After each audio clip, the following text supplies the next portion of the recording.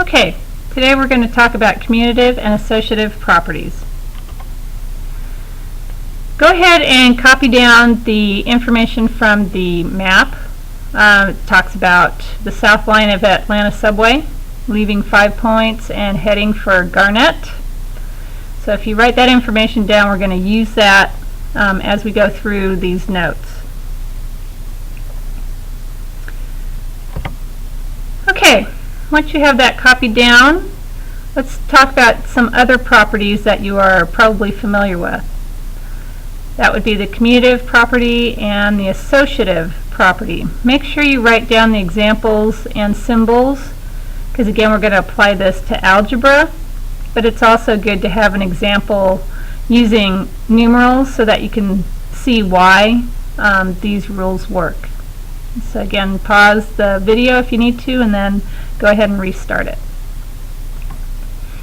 Okay, multiplication properties. So evaluating. Now here's a different set of instructions. When we evaluate, you're actually simplifying this numerical expression into one answer. So if you notice, the answer is 240 because this can be simplified to one expression.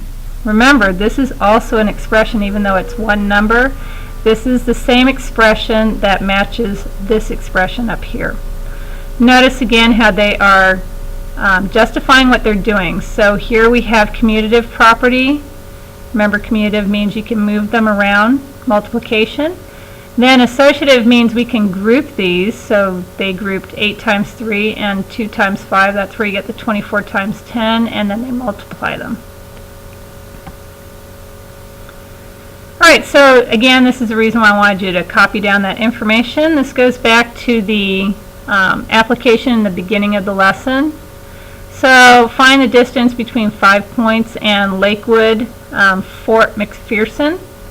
So they give you the distance, plus a distance, plus a distance, plus a distance. And again, you can write all those out, and you can move them around because they're all addition. So that's the commutative property of addition. Then you can do some grouping to make some nicer numbers.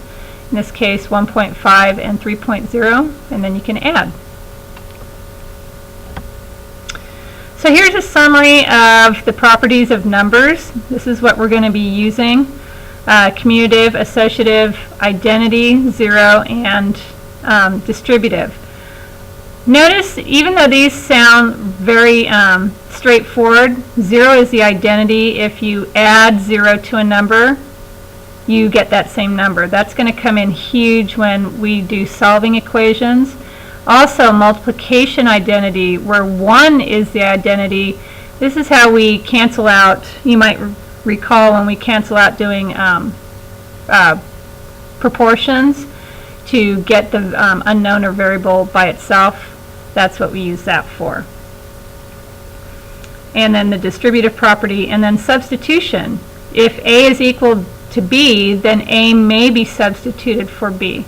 Sounds a little strange, but think of equivalent fractions.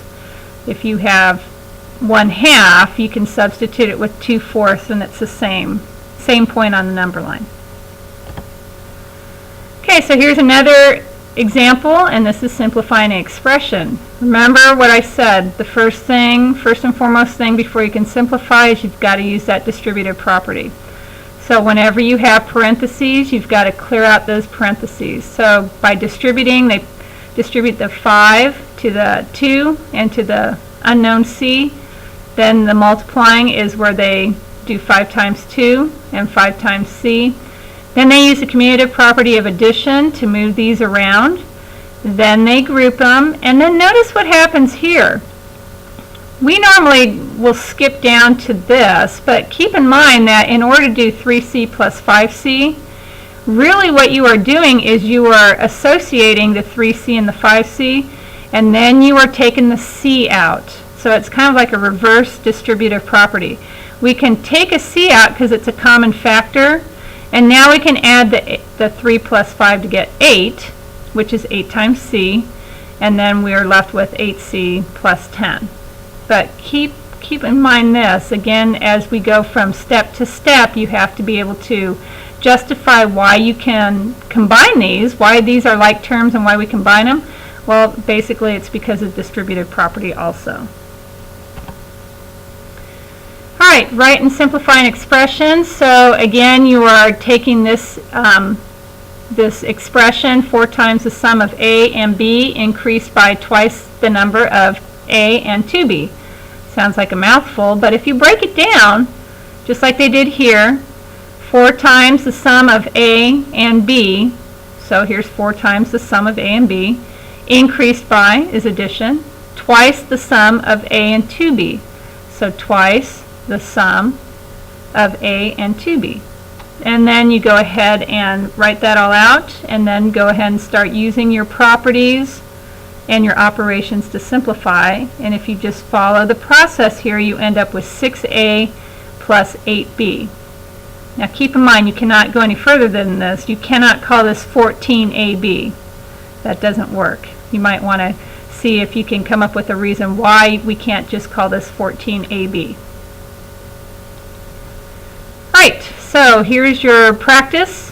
Go ahead and answer these 15 questions, and then go ahead and continue the video because the answers will show up after that, and then have these ready for class the next day.